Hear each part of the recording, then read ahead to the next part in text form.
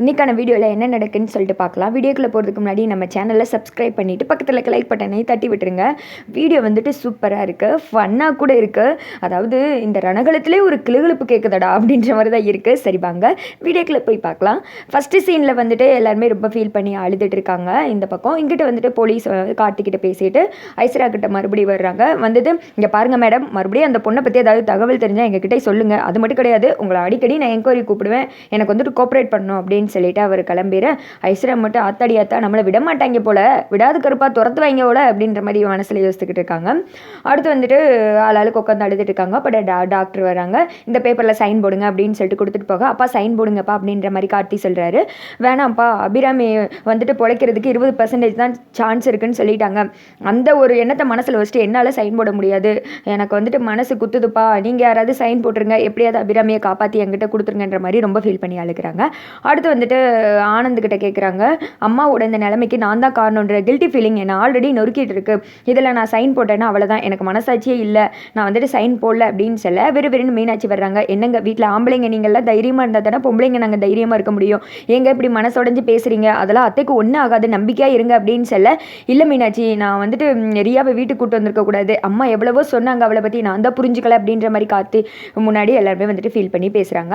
அடுத்து வந்துட்டு ஐஸ்வர்யா வந்துட்டு எல்லாரும் பெர்ஃபார்மன்ஸ் போடுறாங்களே நம்மளும் போட்டுற வேண்டியது அப்படின்னு சொல்லிட்டு, அத்தை பொழைச்சி வரணும் அப்படின்றதுக்காக நான் அளவு குத்துவேன், அங்கே பிரதட்சணை தனுவேன், என்னோட வேண்டுதலே அத்தையை காப்பாற்றிடும் அப்படின்னு சொல்ல அருண் வந்துட்டு அப்படின்றாரு.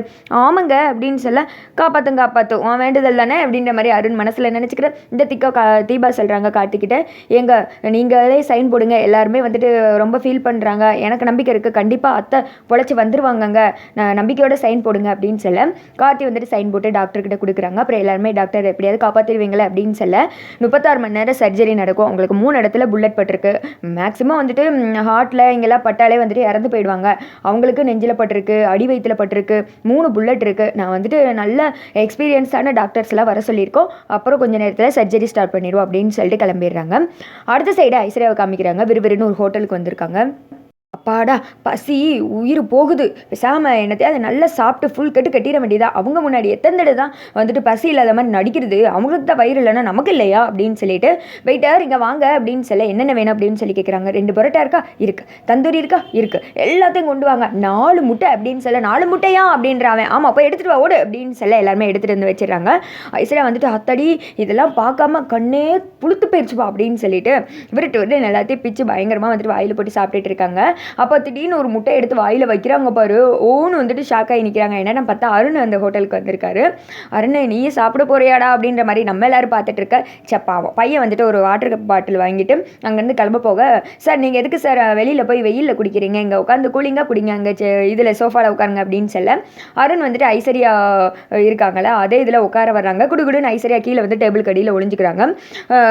வாட்டர் பாட்டில் ஓப்பன் பண்ணி தண்ணியை குடிக்கும்போது ஐஸ்வர்யாவோட கால் மேலே அருண் காலை வச்சு மிதிக்கிறாரு. அப்போ வாயிலிருந்து முட்டையெல்லாம் உருண்டு போய் அருண் காலுக்கடியில் விழுந்துருந்த. படுபாவி பயலை காலை எடுடா, நச்சு கஞ்சி ஆக்கிறாதடா அப்படின்ற மாதிரி ஐஸ்வர்யா கீழே நின்று கதறிட்டு இருக்காங்க. அடுத்து வந்துட்டு அருண் அங்கேருந்து போகும்போது, என்ன சார் ஒரு மாதிரி பேசே டல்லாக இருக்குது அப்படின்னு சொல்ல, எங்கள் அம்மாக்கு ஆப்ரேஷன் அப்படின்னு சொல்ல கருப்பண்ணசாமிக்கு வந்துட்டு வேண்டுதல் வச்சுட்டு கண்டிப்பாக நம்பிக்கையோடு இருங்க காப்பாற்றிடுவார் அப்படின்னு சொல்ல அருண் அந்த இடத்த விட்டு கிளம்பிடுறாங்க. ஐஸ்வர்யாவும் வெளியில் வந்துட்டு அப்பாடா சே இவனால் ஒரு முட்டை போச்சே அப்படின்னு சொல்லிட்டு ஒரு சிக்கன் பீஸ் எடுத்து இப்படி கடிச்சு இழுப்பாங்களாக்கும். மறுபடியும் ஷாக் ஆகுறாங்க. என்னென்ன பார்த்தா அருண் வந்து பார்த்துருவாங்க. நீ என்னது நீ தான் வேண்டுதல் பண்ணுறவளா, அளவு குத்துறவளா அப்படின்னு சொல்ல, என்ன பண்ணுறது எனக்கு ரொம்ப பசிச்சிச்சு அப்படின்னு சொல்ல, சி வாயில் இந்த சிக்கன் எடுத்துகிட்டு பேசு அப்படின்னு சொல்ல அப்புறம் வேமா அந்த தந்தூரி எடுத்துடுறாங்க. அங்கே எல்லோரும் கஷ்டத்தில் இருக்கோம், இப்படி வந்து ஃபுல் கட்டிகிட்டு இருக்க என்ன அப்படின்னு சொல்ல, ஏதோ லைட்டாக பசி கொஞ்சம் அப்படின்னு சொல்ல, இது பசிக்கா நீலாம் மனுஷியே கிடையாது சை அப்படின்னு சொல்லிட்டு அருண் கோவமாக கிளம்பிட. நம்ம என்ன பண்ணுறது, வயிறு பசிச்சா சரி விடு, இவனுக்கு தான் தெரிஞ்சிருச்சுல, இனிமேல் நம்மதுக்கு இப்படி ஒளிஞ்சு மறைஞ்சு சாப்பிடணும், தைரியமாக கால் போட்டு சாப்பிட வேண்டியதா அப்படின்னு சொல்லிட்டு லெக் பீஸை கடிச்சு திங்க ஆரம்பிச்சிடறாங்க. அடுத்த சைடு வந்துட்டு ஹாஸ்பிட்டலில் தான் காமிச்சிட்டு இருக்காங்க.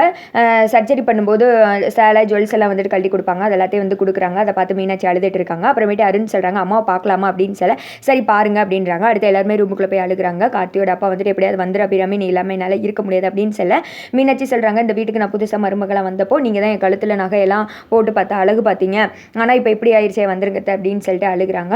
ஒரு பக்கம் வந்துட்டு அருண் அழுக, இந்த பக்கம் வந்துட்டு ஐஸ்வர்யா மனசில் நினைக்கிறாங்க, அத்தை உங்களை எனக்கு ரொம்ப பிடிக்கும் அத்தை, நான் வந்துட்டு சாப்பாடெல்லாம் சாப்பிட்டது உண்மைதான், ஆனால் நீங்கள் என்றைக்குமே இந்த உலகத்தை விட்டு போகணும்னு நான் நினச்சது கிடையாது, வந்துருங்க அத்தை அப்படின்னு சொல்லிட்டு யோசிக்கிறாங்க. அடுத்து வந்துட்டு தீபாவும் ரொம்ப ஃபீல் பண்ணி அழுகுறாங்க. அத்தை வந்துருங்க அத்தை, உங்கள் எங்கள் பையனோட கல்யாணத்தை பார்க்கல, நீங்கள் வந்துட்டு அர்ச்சனை போடல, எதுவுமே பண்ணலை, ஆனால் நான் இப்போ ஒன்று பண்ண போகிறேன் அப்படின்னு சொல்லிட்டு தாலியை கழட்டி காலடியில் வச்சிடுறாங்க. நீங்கள் வந்து உங்கள் பையன் கையில் கொடுத்து இதை எனக்கு போட்டு விட சொல்லணும், நாங்கள் 2 பேரும் ஒன்றா உங்கள் காலில் விழுந்து ஆசீர்வாதம் வாங்கணும், இது கண்டிப்பாக நடக்கும், இது சத்தியம் அப்படின்னு சொல்ல எல்லாருமே வந்துட்டு ரொம்ப ஃபீல் பண்ணி தீபாவை பார்த்துட்டு இருக்காங்க. அதோட பார்த்தீங்கன்னா இந்த வீடியோ வந்துட்டு முடிஞ்சிருது.